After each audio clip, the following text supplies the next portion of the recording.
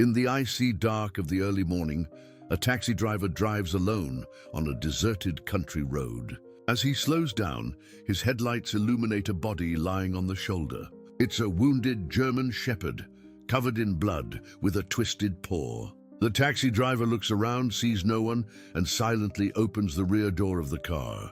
From within the woods, a crow observes without moving its wings, watching the scene. The engine roars again, and the man drives away with the unconscious animal. On the back seat, the interior light reveals human blood dripping, different from the dog's wound. He looks in the rearview mirror, and in the background a black car appears, distant with its headlights off. And for a second, everything stopped. Do you love stories with animals? Then subscribe now and don't miss any. Thank you for joining us. Now back to our story. The headlights cut through the thick Montana darkness as Frank Morrison guided his taxi down the winding country road. At 53, he had been driving these routes for over 2 decades, ferrying passengers between the small towns scattered across the vast landscape. Tonight had been particularly exhausting. A long haul from Billings to a remote ranch that had left him bone-tired and eager to get home to his small apartment above the diner on Main Street.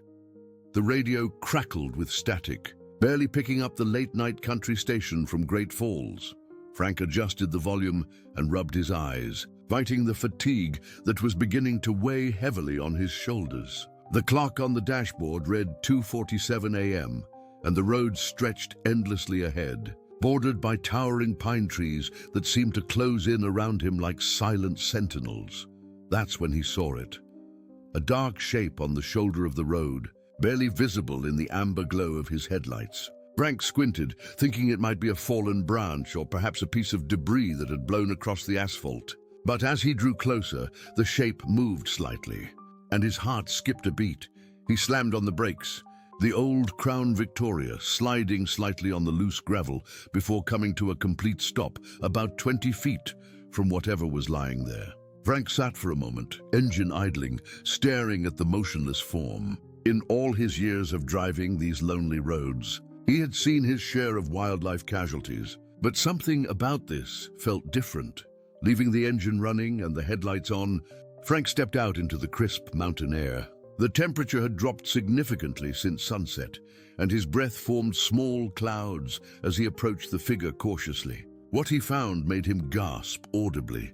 It was a German shepherd, a magnificent animal even in its current state. The dog's thick coat was matted with what appeared to be blood, and one of its front paws was clearly injured, bent at an unnatural angle. The animal's breathing was labored and shallow, but its dark eyes were alert, tracking Frank's movements with a mixture of pain and wariness. "Easy there, boy," Frank whispered, crouching down a few feet away. "I'm not going to hurt you." The dog's ears perked up slightly at the sound of his voice, but it remained tense, ready to flee despite its obvious injuries. Frank had always been good with animals, a trait his late wife Sarah had often teased him about. She used to say he could calm any creature with just his voice and patience. As Frank moved closer, he noticed something unusual about the dog's appearance. Despite the blood and dirt, this was clearly a well-cared-for animal. Its coat beneath the grime was thick and healthy, and around its neck was a leather collar that looked expensive, the kind you might find in an upscale pet store rather than a rural feed shop. "You're not from around here, are you?" Frank murmured, extending his hand slowly for the dog to sniff. The German shepherd hesitated for a long moment, then tentatively stretched its neck forward. Its nose was cold and wet against Frank's palm, and for the first time since he'd found it, the animal seemed to relax slightly. Frank knew he couldn't leave the dog here. The nights in this part of Montana could be brutal, especially in late October, and in its injured state, the animal wouldn't survive until morning. There was no telling how long it had been lying there already. "All right, big guy," Frank said softly. "Let's get you some help." The process of getting the dog into the back seat of the taxi was delicate and time-consuming. The animal was clearly in pain, and despite its apparent trust in Frank, it remained skittish and defensive. Frank spoke in soothing tones throughout the process. and eventually managed to guide the German Shepherd into the car. As he settled back into the driver's seat, Frank caught sight of the dog in his rearview mirror. The animal had positioned itself carefully on the back seat, its injured paw held gingerly off the upholstery. That's when Frank noticed something that made his stomach drop. The seat was stained with blood, but not the kind he would have expected from the dog's visible injuries. This blood looked different, more substantial, as if someone had been bleeding heavily in his taxi recently. But Frank knew that was impossible. He had cleaned the car thoroughly after his last fare, just as he always did. Frank turned around to get a better look, and his unease deepened. There were also what appeared to be strands of human hair caught in the seat fabric, longer than his own graying crew cut, and what looked like scratch marks in the vinyl, as if someone had been struggling. "What the hell?" Frank muttered, running his hand through his hair. The German Shepherd whined softly, drawing Frank's attention back to its immediate needs. Whatever had happened in his taxi, it would have to wait. Right now, he had an injured animal that needed medical attention. Frank pulled out his cell phone to search for the nearest veterinary clinic, but the signal was weak this far from town. He would have to drive closer to civilization before he could make any calls. As he put the car in drive and began to pull away, he noticed something attached to the dog's collar that he had missed before. A small piece of medical tape was wrapped around one of the collar's D-rings, and written on it in blue ink was a phone number with a local area code. Frank memorized the digits and made a mental note to call as soon as he had better cell reception. 20 minutes later, as the lights of Whitefish came into view in the distance, Frank's phone finally showed full bars. He pulled into the parking lot of a closed gas station and dialed the number from the dog's collar. The phone rang 4 times before going to voicemail. A woman's voice, professional but warm, announced that he had reached the office of Jennifer Martinez and that she was currently unavailable but would return calls as soon as possible. Frank hung up without leaving a message, unsure of what he would even say. He tried the number again with the same result, then sat in the quiet of his taxi, listening to the German Shepherd's steady breathing from the back seat. That's when his own phone rang. The caller ID showed unknown number, and Frank hesitated before answering. Middle-of-the-night calls in his line of work usually meant emergencies or drunk passengers who had lost something in his cab. "Hello," Frank answered. "You need to put the dog back where you found it." The voice was male, calm, and completely unfamiliar. "Forget you ever saw it." "I'm sorry, who is this?" Frank asked, his heart rate beginning to accelerate. "This is your only warning. Put the dog back and walk away." The line went dead. Frank stared at his phone, trying to process what had just happened. How did whoever that was know about the dog? How did they get his number? Frank's taxi service wasn't listed in any directory, and he only gave his personal cell to regular customers. In the back seat, the German Shepherd had lifted its head and was watching Frank intently, as if it understood that something significant had just occurred. Its dark eyes seemed to hold an intelligence that went beyond ordinary animal awareness. Frank started the engine and pulled back onto the highway, but now every set of headlights in his rearview mirror seemed suspicious. The call had shaken him more than he cared to admit, and the mystery of the blood and hair in his back seat was becoming impossible to ignore.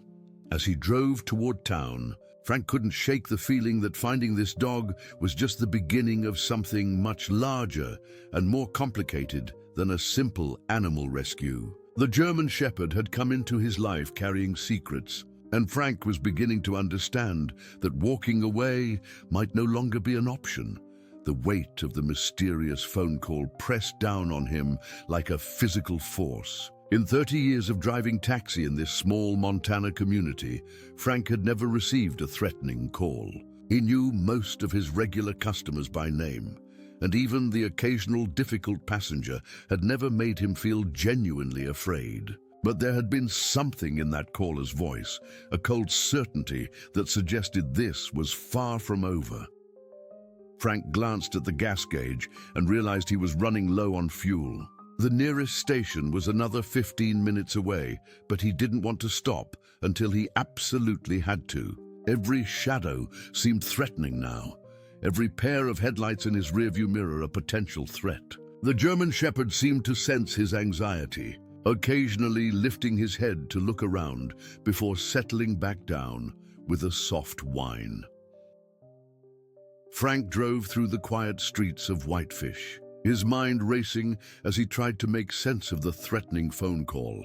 The German Shepherd had grown quieter in the back seat, though Frank could see in his rearview mirror that the animal remained alert, its ears constantly shifting as it monitored the sounds around them. The 24-hour veterinary clinic on the outskirts of town was his destination, but as Frank approached the familiar building, something made him slow down. Two men stood near the entrance, their postures casual, but their attention focused entirely on the parking lot. Even in the dim light from the clinic's neon sign, Frank could see they were watching every vehicle that passed. Frank's instincts, honed by decades of driving in all kinds of situations, told him something wasn't right. He had never seen anyone loitering around the clinic before, especially not at 3 in the morning. The veterinary facility typically saw emergency cases at this hour, but the men didn't look like concerned pet owners. As his taxi rolled closer, the German Shepherd suddenly became agitated. The dog began to whine and pace as much as its injured condition would allow, its body language shifting from weary resignation to obvious distress. When one of the men turned toward the approaching headlights, the dog let out a low, threatening growl that made the hair on Frank's arms stand up. "You know them, don't you?" Frank whispered, making a split-second decision to keep driving past the clinic. The dog's reaction confirmed his suspicions. Whatever was happening here went far beyond a simple lost pet situation. Frank continued down the street, checking his mirrors carefully. Sure enough, he saw the two men hurrying toward a dark sedan parked in the shadows beside the clinic. Frank's hands tightened on the steering wheel as he navigated through the empty streets, trying to put distance between himself and the clinic. His mind was working overtime, trying to piece together the fragments of information he had gathered. An injured, expensive dog with a phone number on its collar. Blood and hair in his taxi that hadn't been there before. A threatening phone call from an unknown number. And now men watching the one place in town where he might have taken the animal for help. The German Shepherd had settled back down, but Frank could sense its continued tension. The animal's behavior suggested it had encountered those men before, and the experience hadn't been pleasant. Frank drove to the older part of town, where the streets were narrower and lined with tall oak trees that provided natural cover. He needed time to think, and he needed to examine the evidence more carefully. Pulling into the parking lot behind Mabel's diner, where he rented his small apartment upstairs, Frank felt relatively safe for the first time since finding the dog. The diner had been closed for hours, and the parking lot was empty, except for Mabel's old pickup truck. Frank turned off the engine and sat in the darkness, listening to the night sounds of the small town. Somewhere in the distance, a train whistle echoed across the valley. "Let's take a closer look at you, boy," Frank said softly, turning on the taxi's interior light. The German Shepherd allowed Frank to examine its collar more thoroughly. The leather was indeed high quality, and besides the tape with the phone number, there was a small metal nameplate that read Max, but what Frank discovered next made his pulse quicken. Hidden beneath a flap of leather on the collar's underside was a tiny compartment, no bigger than a matchbox. Frank's fingers worked carefully to open it, and inside he found a small USB drive wrapped in a piece of plastic. The drive was clean and dry, protected from the elements by its hiding place. Frank stared at the device, understanding instinctively that he was holding something important. Important enough for someone to make threatening phone calls. Important enough for men to watch the veterinary clinic in the middle of the night. "What were you carrying, Max?" Frank asked the dog, who seemed to understand the significance of the moment. Frank knew he needed to see what was on the drive, but his apartment upstairs only had basic furnishings and an old television. The nearest place with a computer would be the public library, but that wouldn't open until 9 in the morning. However, he remembered that the Copy Corner, a small business center near the highway, had computers available for rent and stayed open late to serve the truckers passing through. Before heading there, Frank decided to try calling the number on Max's collar one more time.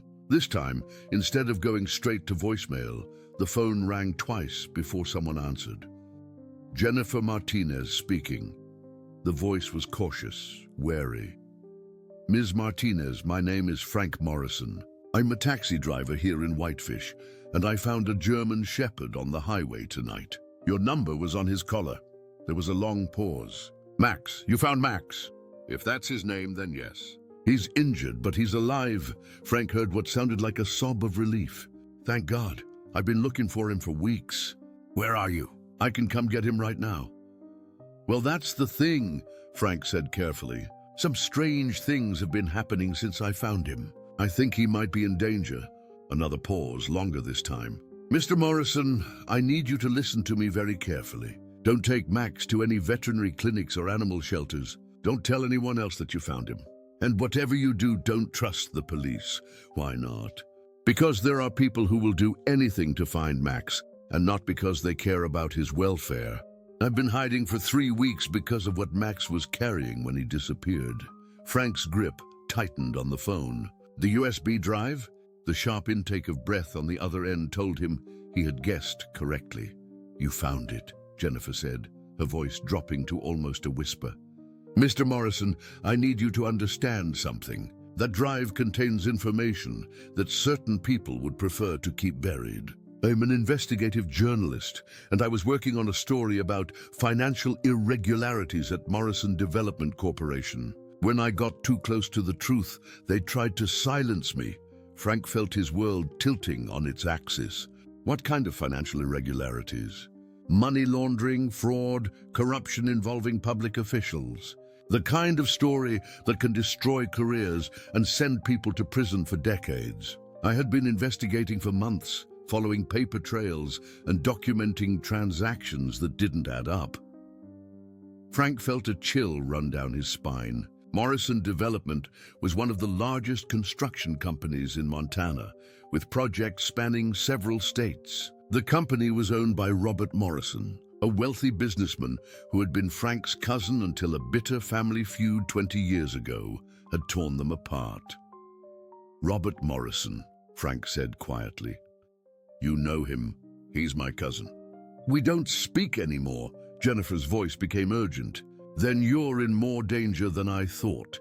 Mr. Morrison, the information on that drive shows that Robert has been using his construction company to launder money from several questionable sources. Shell companies, fake contracts, inflated project costs. It's a massive fraud scheme. Frank felt the world shifting around him. His cousin, whom he had once looked up to despite their differences, was involved in financial crimes serious enough to make people disappear. What happened to you? Frank asked. I was getting too close to the truth. Someone broke into my apartment and I barely escaped.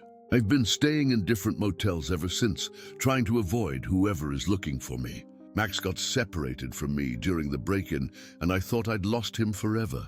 Where are you now? I can't tell you that over the phone.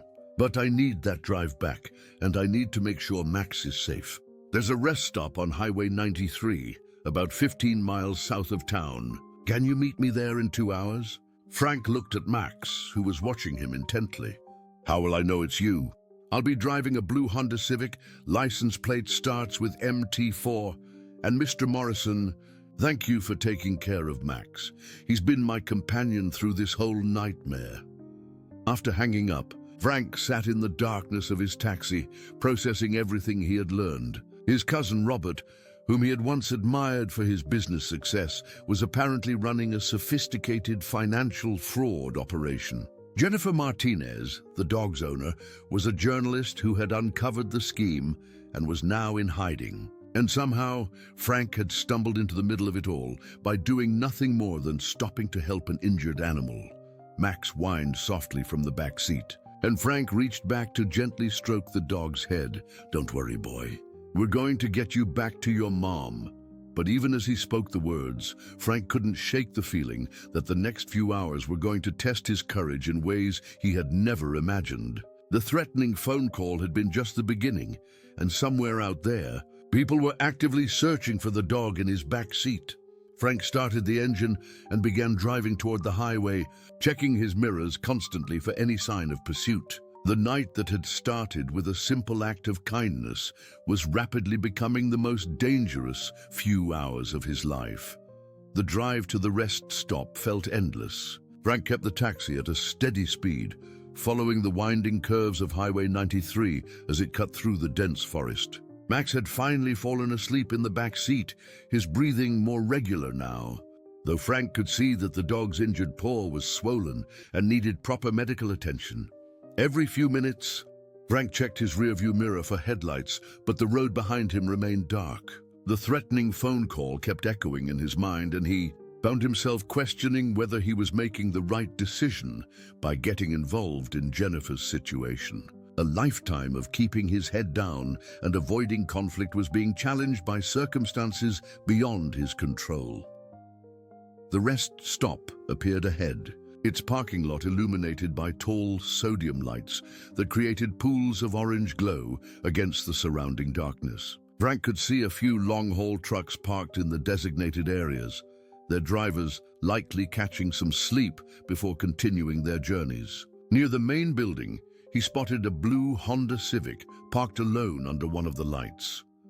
Frank pulled into a space about 50 feet away from the Honda and waited. After a few minutes, the driver's door of the Civic opened and a woman stepped out. Even from a distance, Frank could see that she was young, probably in her early 30s, with shoulder-length dark hair. She moved cautiously, scanning the parking lot before walking toward his taxi.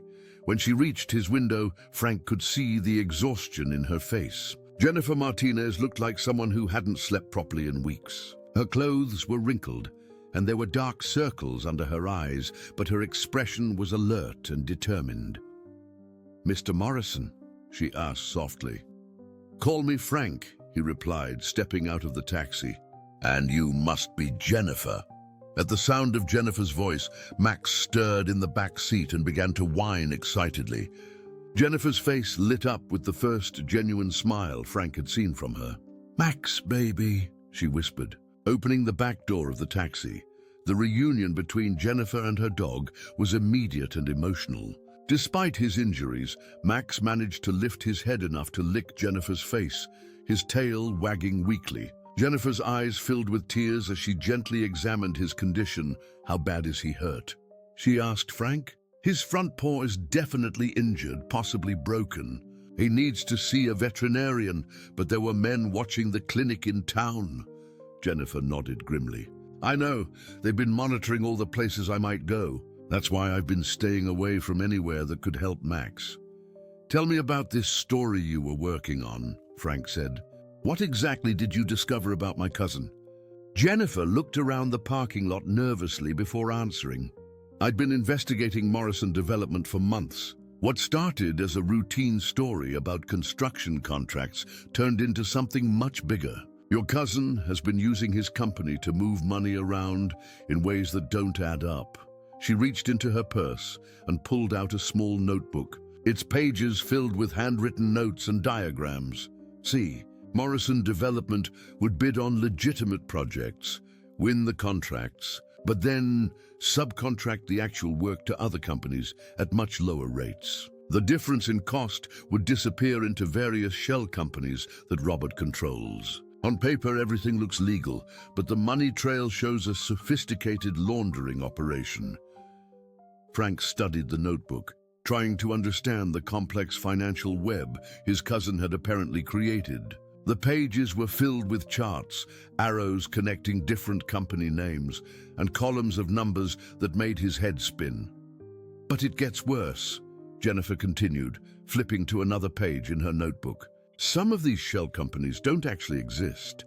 They're just names on paper, bank accounts that money flows through before disappearing into offshore accounts. And the projects that do get completed are often done with substandard materials or corners cut on safety regulations to maximize the profit margins."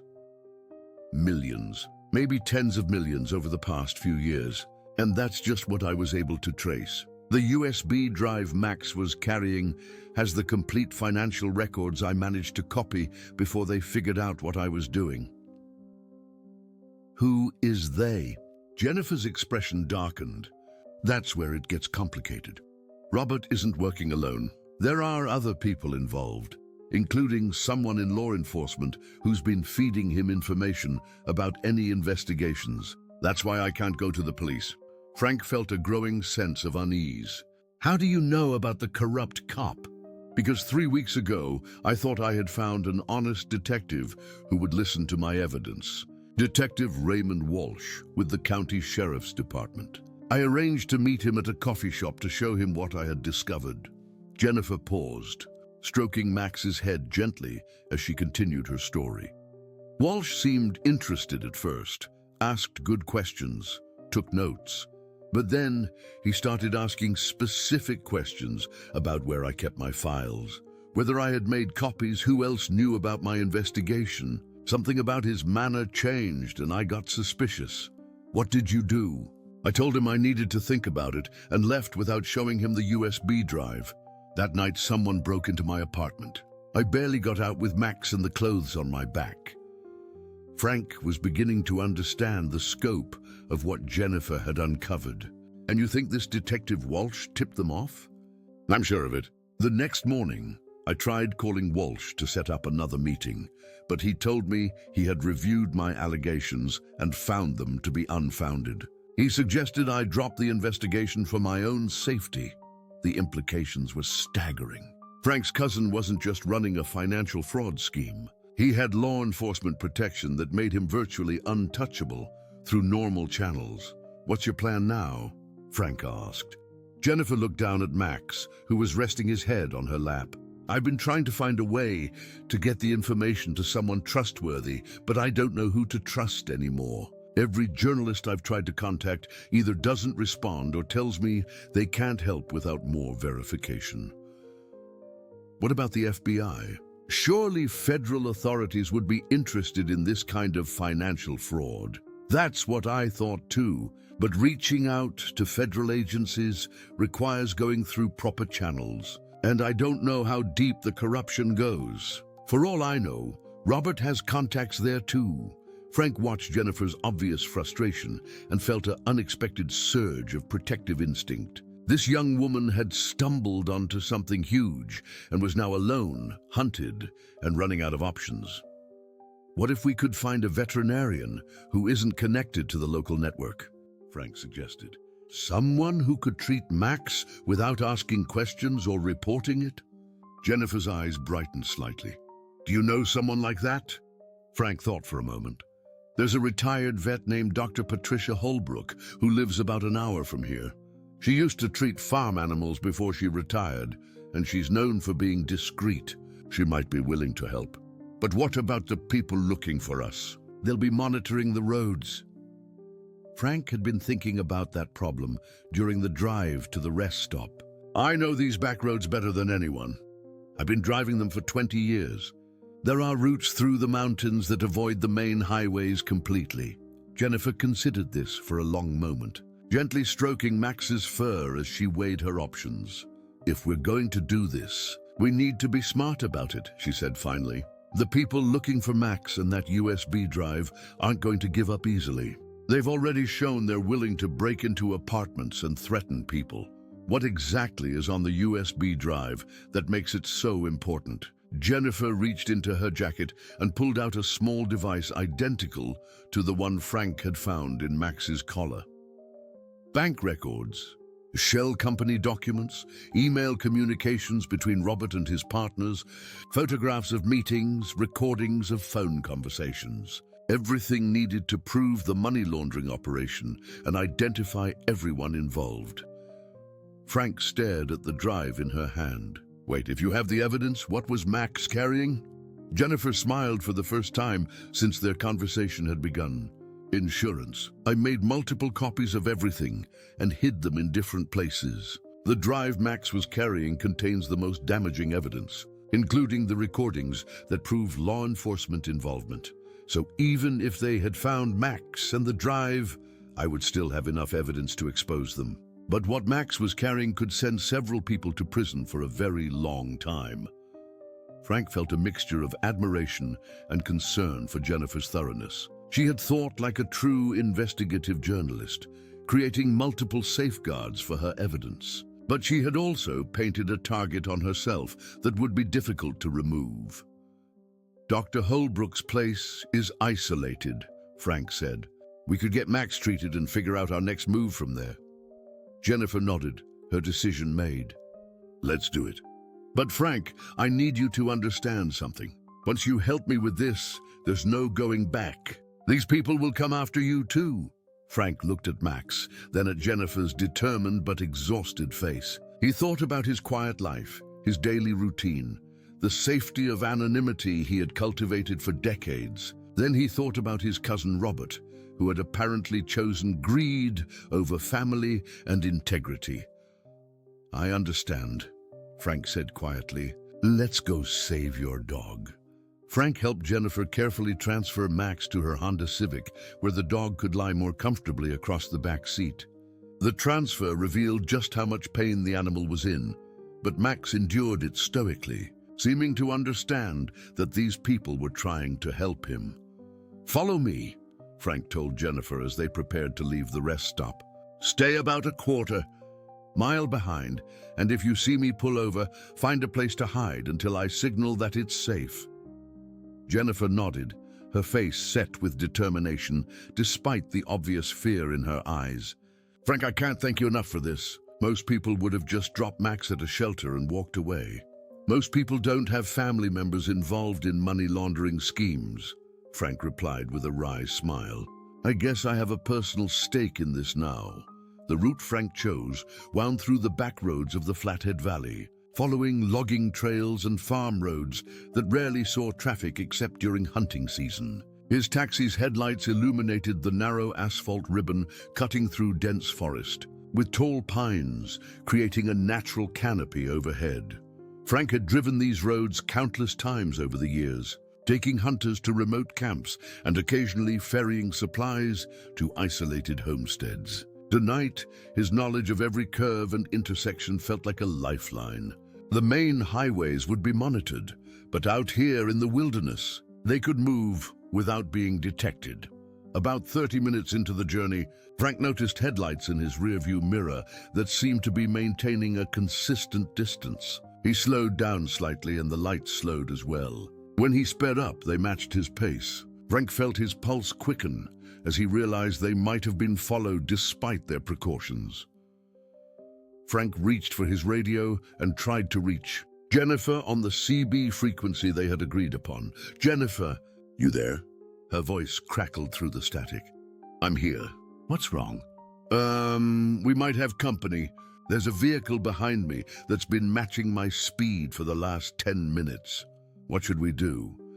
Frank thought quickly, his mind racing through the options available on this particular stretch of road. About 5 miles ahead was an old mining trail that led up into the mountains. It was rough and narrow, but Frank's taxi could handle it, and it would force anyone following them to either reveal themselves or risk losing them in the maze of mountain trails. There's a turnoff coming up on the right. When I signal, you take it and continue up the mountain. I'm going to keep going straight and see if our tail follows me or you. Frank, that's too dangerous. What if they follow you? Then you'll have a clear path to Dr. Holbrook's place. The safety of Max and that USB drive is more important than my taxi service. Frank could hear Jennifer's reluctance, but she agreed to the plan. 2 miles later, Frank spotted the familiar marker for the mining trail. He flashed his brake lights 3 times, the prearranged signal, and watched as Jennifer's Honda disappeared into the forest. The headlights behind Frank continued following his taxi, which confirmed his suspicions. Someone had been tracking them, waiting for the right moment to intercept. Frank pressed down on the accelerator, pushing the old Crown Victoria to its limits on the winding mountain road. For the next 20 minutes, Frank led his pursuer on a high-speed chase through the back roads of Montana. His years of experience driving in all conditions gave him an advantage, and gradually he began to put distance between himself and the following vehicle. Finally, at an intersection near an abandoned lumber mill, Frank managed to lose them completely by doubling back through a series of service roads. Once he was certain he was no longer being followed, Frank called Jennifer on the radio. "I'm clear. Where are you?" "I'm at Dr. Holbrook's place." "Frank, you need to get here quickly. Max is getting worse." Frank's blood ran cold. The stress of the evening and his injuries were taking their toll on the German Shepherd. Frank pushed his taxi harder, taking risks on the mountain roads that he would normally never consider. Dr. Patricia Holbrook's property was a sprawling ranch nestled in a valley between two ridges. Frank had been here before, years ago, when she had treated an injured horse he had found on one of his drives. The veterinarian was in her 70s now, but Frank remembered her as being capable and compassionate. Frank pulled into the circular driveway and found Jennifer's Honda parked near the front porch. Warm light spilled from the windows of the ranch house, and Frank could see silhouettes moving inside. Dr. Holbrook met Frank at the door. She was a tall, silver-haired woman with kind eyes and the weathered hands of someone who had spent a lifetime caring for animals. "Frank Morrison." "It's been a long time," she said, leading him into the house. "Your friend Jennifer tells me you've gotten yourself into quite a situation." Frank found Jennifer in the living room, kneeling beside a makeshift examination table where Max lay unconscious. Dr. Holbrook had sedated the dog and was carefully examining his injured paw. "How is he?" Frank asked. "The paw isn't broken, just badly sprained," Dr. Holbrook said without looking up from her work. "But he's dehydrated and exhausted. He's been running on adrenaline for weeks, and his body is finally giving out. Will he be okay?" "With proper rest and care, yes. But he needs several days of quiet recovery. No stress, no running around." Jennifer looked up at Frank with tears in her eyes. "I can't ask you to keep hiding with us for several days. You have a life, a business." Frank thought about his taxi service, his small apartment, his routine existence that had been comfortable in its predictability. Then he thought about the people who had been chasing them tonight, and the larger implications of what Jennifer had discovered. "Dr. Holbrook," Frank said, "would it be possible for them to stay here while Max recovers? I know it's a lot to ask, but these people are in real danger." The elderly veterinarian looked from Frank to Jennifer, then down at Max's unconscious form. "I've been practicing veterinary medicine for 50 years, she said slowly. "I've seen enough corruption and cruelty in this world to know when someone needs help. They can stay." Jennifer's relief was palpable. "Dr. Holbrook, I can't thank you enough, but you need to know that there might be people looking for us. Let them come," Dr. Holbrook said with a steely glint in her eyes. "This ranch is isolated, and I know how to handle unwanted visitors." Frank was impressed by the older woman's resolve, but he was also concerned about putting her in danger. "There's something else," Frank said. "The people behind this aren't just business criminals. They have connections in law enforcement. We can't count on help from the police." Dr. Holbrook nodded thoughtfully. "That doesn't surprise me. I've seen too many cases where money and influence trumped justice. But that doesn't mean there aren't good people who will do the right thing when presented with the truth." "What do you mean?" Jennifer asked. "I mean that my nephew happens to be an FBI agent based in Denver. Agent Michael Holbrook has been investigating financial crimes for 15 years, and he's one of the most honest people I know. He's built his career on taking down corruption networks, and he has a perfect record of protecting witnesses and informants." Frank felt a surge of hope. "Do you think he would help us?" "If the evidence is as strong as Jennifer says it is, I think he would be very interested. Michael has been trying to build cases against money laundering operations in the Mountain States for years. He's told me that these kinds of sophisticated schemes often involve multiple jurisdictions, which makes them perfect for federal prosecution." Dr. Holbrook moved to an old wooden desk in the corner of the room and pulled out a business card. Michael gave me his direct number for emergencies. He said that if I ever encountered anything that seemed like federal crimes, I should call him immediately, day or night. Jennifer reached into her jacket and pulled out the USB drive she had shown Frank earlier. The evidence is solid. Bank records, recorded conversations, documented transactions. Everything needed to prove a massive fraud operation. Dr. Holbrook examined the small device. I have a secure internet connection here. We could send the files to Michael tonight. But what about the people who are looking for us? Frank asked. If we contact the FBI, won't that put all of us in more danger? Not necessarily, Dr. Holbrook said. Michael specializes in coordinating with local authorities to ensure the safety of witnesses and informants. If he takes the case, he can arrange protection for all of you. Frank looked at Jennifer, who was gently stroking Max's head as the dog slept peacefully for the first time in weeks. What do you think? Frank asked her. Jennifer was quiet for a long moment, weighing the risks and possibilities. Finally, she looked up with a determined expression. I've been running and hiding for 3 weeks. Max has been injured and separated from me. Frank has risked his safety to help us. It's time to stop running and start fighting back. Dr. Holbrook smiled approvingly. I'll call Michael right now. But first, let me get Max settled in the recovery room, and we'll get you both something to eat. You look like you haven't had a proper meal in days. As Dr. Holbrook carefully carried Max to a quiet room set up for recovering animals, Frank realized that the evening that had started with a simple act of compassion was about to become something much larger. They were no longer just trying to survive. They were preparing to take on a corruption network that reached into the highest levels of local government and business.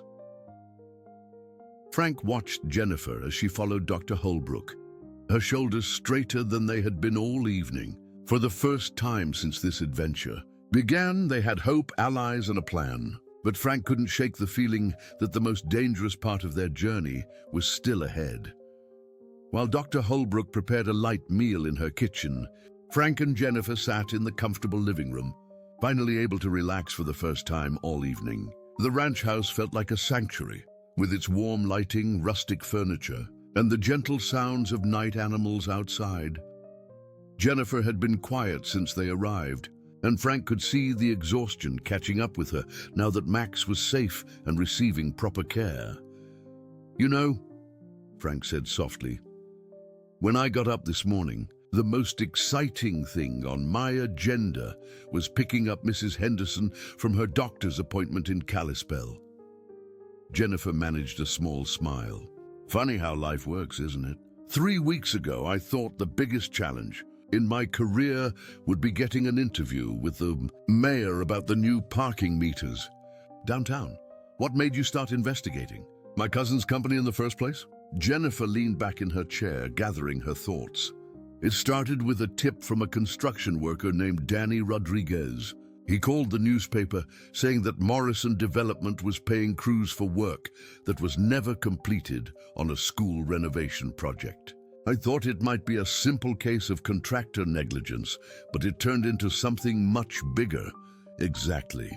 When I started looking into the financial records for that project, I noticed patterns that didn't make sense. Money flowing in and out of accounts in ways that seemed designed to obscure the actual costs and profits. That's when I realized I might be looking at something more sophisticated than simple contractor fraud.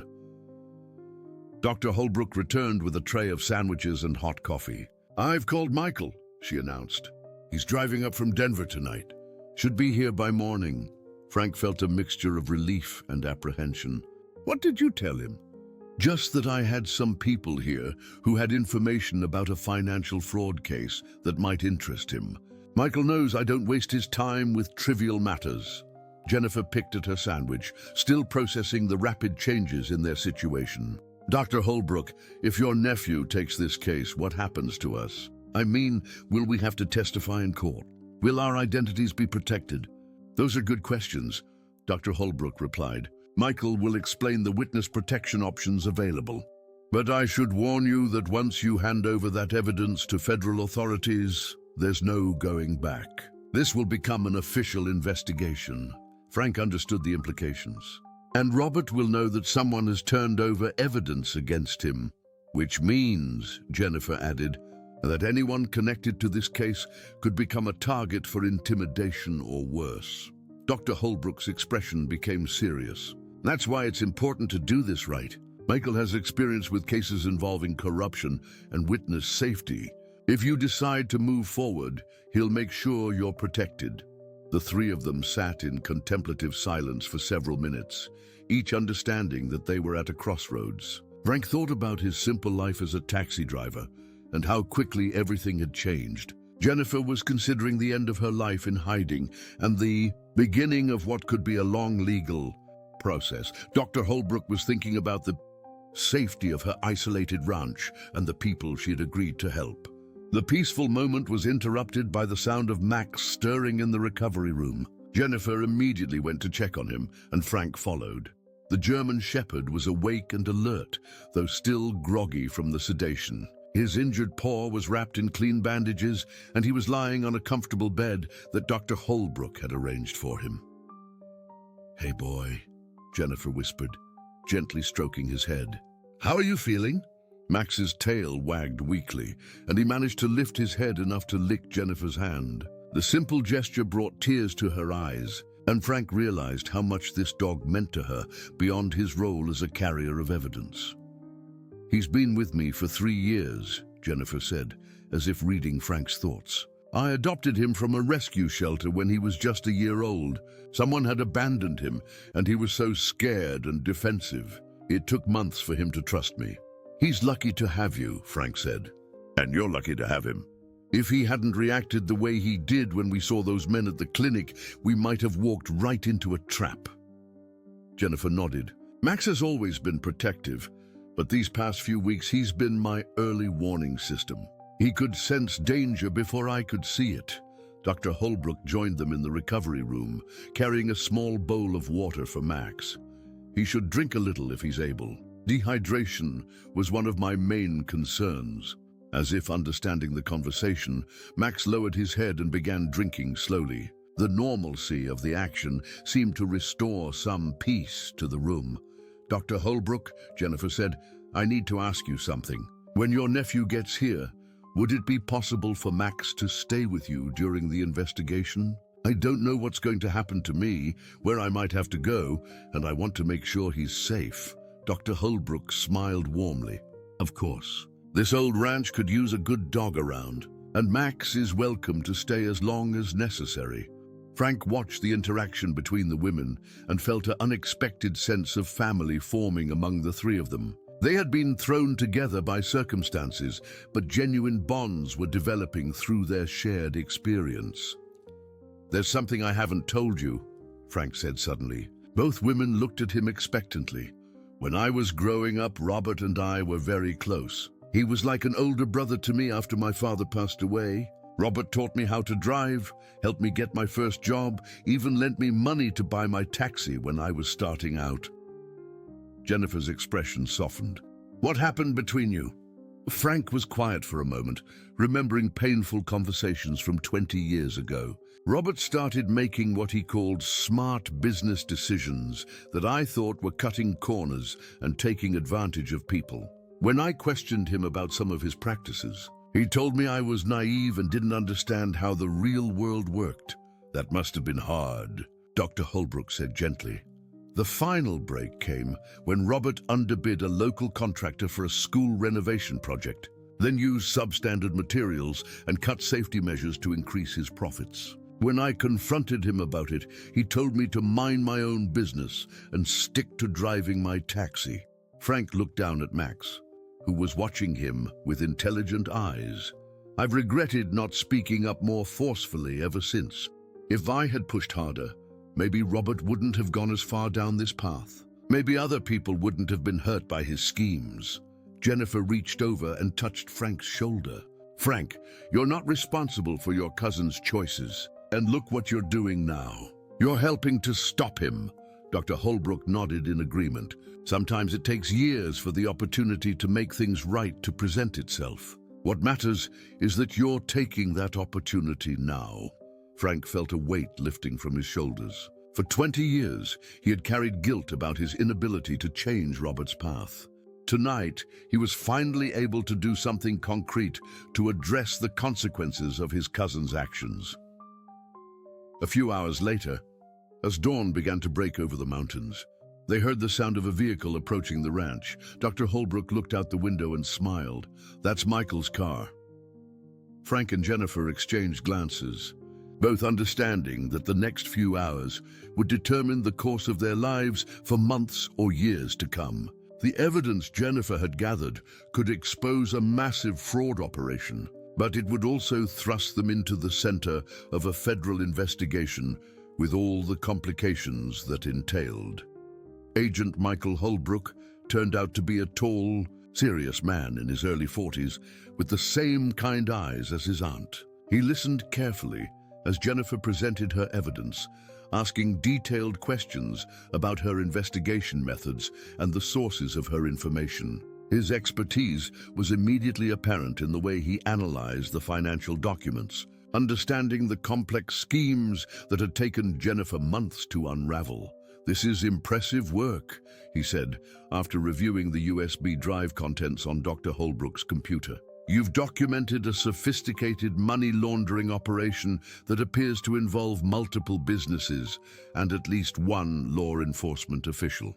The level of detail here is extraordinary. These bank records alone would be enough to open a federal investigation, but combined with the recorded conversations and photographic evidence, you've built what could be an airtight case." Frank watched the FBI agent work, impressed by his thoroughness and obvious expertise. Agent Holbrook spent over an hour examining the evidence, taking notes and asking specific questions about dates, locations, and the people involved. "What happens next?" Frank asked. Agent Holbrook closed the laptop and looked at each of them seriously. "If you're willing to cooperate with a federal investigation, I can offer you witness protection and guarantee that this case will be prosecuted to the full extent of the law. But I need to be clear about what you're signing up for." Jennifer leaned forward. "What do you mean?" "This investigation will take months, possibly years. You'll need to testify before grand juries and eventually a trial. Your identities will eventually become public record, and the people you're exposing will know exactly who provided the evidence against them." Frank felt the weight of the decision settling over all of them. They were being offered the chance to do the right thing, but at a significant personal cost. "We need to discuss this," Jennifer said finally. Agent Holbrook nodded. "Take your time. This is not a decision to make lightly. But I will say this, the evidence you've gathered could take down a criminal network that has been operating in this region for years. You have the power to prevent them from victimizing more people." As the FBI agent stepped outside to make some phone calls, Frank, Jennifer, and Dr. Holbrook sat in the living room, each contemplating the choice before them. Outside, the Montana sunrise was painting the mountains in shades of gold and pink, promising a new day with all its possibilities and challenges. 3 hours later, the decision was made. Jennifer, Frank, and Dr. Holbrook had discussed every angle, every risk, and every possible outcome. In the end, it was Max who provided the final motivation. As they debated, the German shepherd had struggled to his feet and walked slowly to Jennifer, resting his head on her lap as if to remind her of everything they had endured together. "We're going to do it," Jennifer announced to Agent Holbrook when he returned to the house. "We're going to cooperate with the investigation." Frank nodded his agreement. "It's time to stop running and start fighting back." Agent Holbrook smiled, the first genuinely warm expression they had seen from him. "I'm glad, and I promise you won't regret this decision. Now let me explain how we're going to proceed." Over the next hour, Agent Holbrook outlined a comprehensive plan that would protect them while building an airtight case against Robert Morrison and his network. Jennifer would be relocated to a safe house in another state while serving as a protected witness. Frank would continue his normal routine, but with discreet federal protection. Dr. Holbrook's ranch would be monitored to ensure Max's safety during his recovery. "The key to success," Agent Holbrook explained, "is timing and coordination. We need to move quickly before anyone realizes how much evidence we have. What followed was the most intense week of Frank's life. Working with federal agents, he helped coordinate surveillance of his cousin's business operations while maintaining his normal taxi driver routine. It was strange to go about his daily activities, knowing that trained professionals were watching his every move to ensure his safety. Jennifer had been relocated to a secure location, but she remained in constant contact with the investigation team, providing additional details and context for the evidence she had gathered. Her expertise as an investigative journalist proved invaluable in helping federal agents understand the complex web of financial transactions Robert had created. The breakthrough came 6 days later, when Agent Holbrook called Frank with news that changed everything. "We've made arrests," he said simply. "Robert Morrison, Detective Raymond Walsh, and 4 other individuals have been taken into custody on federal charges of money laundering, fraud, and conspiracy." Frank felt a complex mixture of emotions: relief, vindication, and surprisingly sadness for the cousin who had once been like a brother to him. "What happens now?" Frank asked. "The investigation continues, but the immediate danger to you and Jennifer is over. The people who were hunting for Max and that USB drive are either in custody or no longer have any reason to pursue you." 2 days later, Frank found himself back at Dr. Holbrook's ranch for a reunion he had been anticipating since the arrests were made. Jennifer had been cleared to return, and Max was fully recovered from his injuries.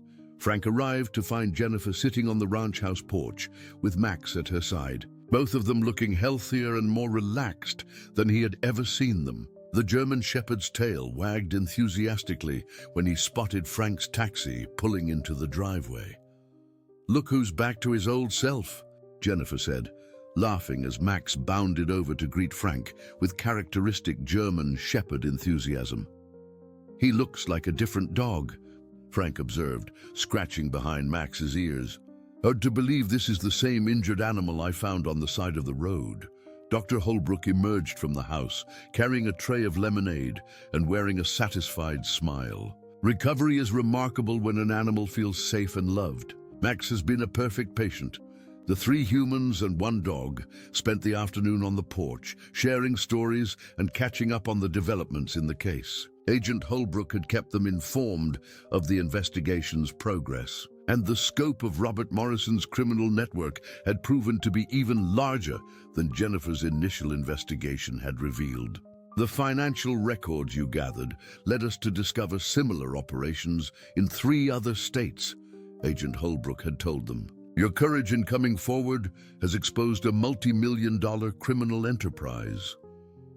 As the sun began to set over the Montana mountains, painting the sky in brilliant oranges and purples, Frank realized how much his life had changed in just 2 weeks. The simple act of stopping to help an injured animal had transformed him from a passive observer of corruption into an active participant in justice.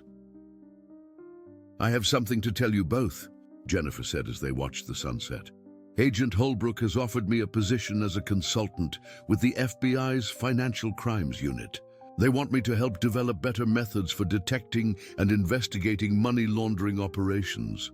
Frank wasn't surprised. Jennifer's investigative skills and attention to detail had impressed everyone involved in the case.